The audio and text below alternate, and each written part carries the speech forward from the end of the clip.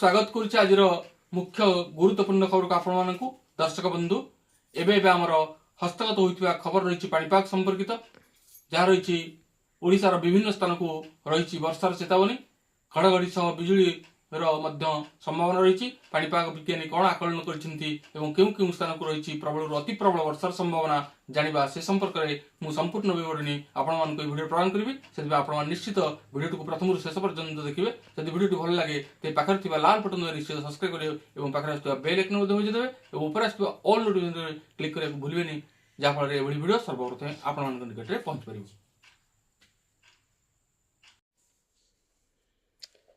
February शेष सप्ताह बसंत पवन बहिबा आरंभ होइछि। सकाळे एवं संध्यारे सामान्य ठंडा अनुभूत होउथिबा बेले अपराह्न तापमात्रा वृद्धि पाइबा सहित गरम अनुभूत होउछि। मार्च आरंभ पागरे परिवर्तन देखा मिले। गत किछि दिन धरी पाणीपागर परिवर्तन होइछि एवं वर्तमान ठारू पश्चिम वायुमंडल सक्रिय होबार संभावना रही है। यार प्रभाव उत्तर भारतर अनेक राज्य में दृश्यमान हेब। पाणीपाग विभाग कहवा अनुजाई 24 रु 26 फेब्रुआरी पर्यंत हरियाणा, पंजाब, उत्तराखंड, यूपी, राजस्थान एवं दिल्ली एनसीआर रे हालुकारु मध्यम धरणर वर्षा हेबार संभावना रही है। सेहिपरि उत्तर पूर्व राज्य अरुणाचल प्रदेश, मिजोराम, मेघालय, नागालैंड, सिक्किम एवं आसाम रे झड़ वर्षा सहित वर्षार सतर्कता जारी करा जायछि। किछि अंचल रे तुषारपात मध्य देखा देई पारे। परवर्ती खबरटी चाषी मानक पई एक खुशी खबर। कृषक मानक खाता को आसिबो पीएम किसान टंका।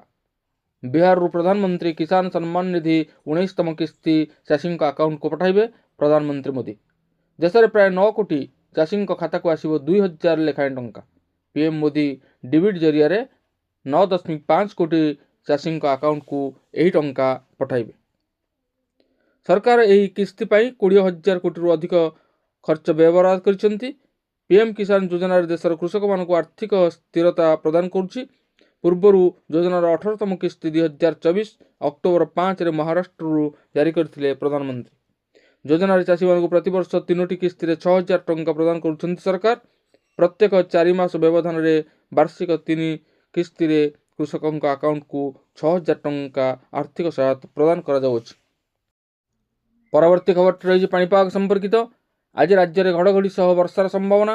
केन्दुझर, मयूरभंज और बालेश्वर जिला ऑरेंज वार्निंग जारी करिछि पाणीपाग विभाग। एही जिला गुड़िकर बिजुली घड़घड़ी सह घंटा प्रति 40 रु 50 किलोमीटर बेगर पवन बहिबार संभावना रही है। सेहीपरि अनुगुल, ढेंकानाल, जाजपुर, भद्रक, केन्द्रापड़ा, कटक, जगतसिंहपुर, गंजाम और गजपति जिले में गोटे 2टी स्थान में वर्षा पवन होबार आशंका रही उक्त जिला को येलो वार्निंग जारी करिछि आंचलिक पाणीपाग विज्ञान केन्द्र। परवर्ती खबर रही स्वयं सहायक गोष्ठी मानक पई राज्य सरकार पक्षर बड़ घोषणा करा जायछि।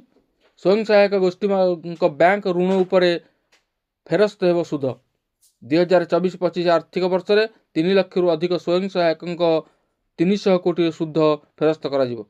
10 लाख टंका पर्यंत बैंक ऋण उपरे फेरस्त हेब सुध। एने मुख्यमंत्री कार्यालय पक्षर घोषणा करा जायछि। तेबे जनता मैदान रे प्रथम सुभद्रा शक्ति मेला को उद्घाटन करी मुख्यमंत्री कहते जे 2024-25 आर्थिक वर्ष में 3 लाख रु ऊर्ध्व स्वयं सहायक गोष्ठी को 300 कोटी टंकार सुध फेरस्त करा जिवो।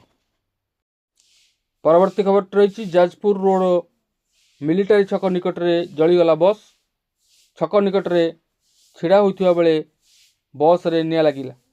तेबे अग्निकांडर कारण अस्पष्ट रही बेले अग्निशम बाहिनी पहुंची निया को आयत्त करिछि। रविवार संध्यारे घटी यह घटना। स्थानीय एक घरोई कारखाना रे बस मिलिटारी छक निकट में रास्ता कड़े ठिया होइथिबा बेले हठात जली उठिथिला बस। स्थानीय लोक यह देखि स्थानीय दानगिरी अग्निशम बाहिनी को खबर देथिले। खबर पाई अग्निशम बाहिनी घटनास्थल में पहुंची निया को आयत्त करिछि। परवर्ती खबर रही आज होछि पंकु उद्धार एकादशी। भक्तों को संपूर्ण दर्शन देउछन्ति प्रभु श्री लोकनाथ। वर्ष तमाम भक्तों द्वारा लगी रही पूजा सामग्री बुड़ी रही गंभीरा सफा करा जाउछि। वर्ष वर्ष धरी लगी रही क्षीर, सर, कदली और बेलपत्र आदि सफा करा जाउछि। पुरी श्री लोकनाथ पीठ में आज दिन में भक्त मान लोकनाथ देवंकर संपूर्ण दर्शन करिवार सुजोग पाइछन्ति। परवर्ती खबर रही रविवार सकाळे हिमाचल प्रदेशर मंडी सहर में एक भूकंप अनुभूत होइछि। भूकंपर तीव्रता 3.7 रही सूचना मिली। सकाळ 8:42 यह भूमिकंप अनुभूत होइछि। भୟରେ ଲୋକମାନେ ତୁରନ୍ତ ଘରୁ ବାହାରକୁ ଦୌଡ଼ି ପଳାଇ ଆସିଥିଲେ। ପରବର୍ତ୍ତୀ ଖବରଟି ରହିଛି, ପ୍ରଧାନମନ୍ତ୍ରୀ ନରେନ୍ଦ୍ର ମୋଦି ତାଙ୍କର ମାସିକ ରେଡ଼ିଓ କାର୍ଯ୍ୟକ୍ରମ ମନ୍ କି ବାତ୍ରେ ଦ୍ରୁତ ଗତିରେ ବୃଦ୍ଧି ପାଉଥିବା ସ୍ୱାସ୍ଥ୍ୟ ସମ୍ବନ୍ଧୀୟ ସମସ୍ୟା ବିଷୟରେ ଆଲୋଚନା କରିଥିଲେ। ପ୍ରଧାନମନ୍ତ୍ରୀ କହିଛନ୍ତି, ଡେରାଡୁନରେ ଜାତୀୟ କ୍ରୀଡ଼ାର ଉଦ୍ଘାଟନ ସମୟରେ ମୁଁ ଏକ ଗୁରୁତ୍ୱପୂର୍ଣ୍ଣ ବିଷୟ ଉଠାଇଥିଲି ଯାହା ଦେଶରେ ଏକ ନୂତନ ଆଲୋଚନା ଆରମ୍ଭ କରିଛି। विषय होची मेदबहुलता द्रुत वृद्धि पाउथिबा समस्या। प्रधानमंत्री कहिथिले एक सुस्थ एवं सुंदर जीवन यापन आमको मेदबहुलता समस्यार मुकाबला करिया पड़िबो।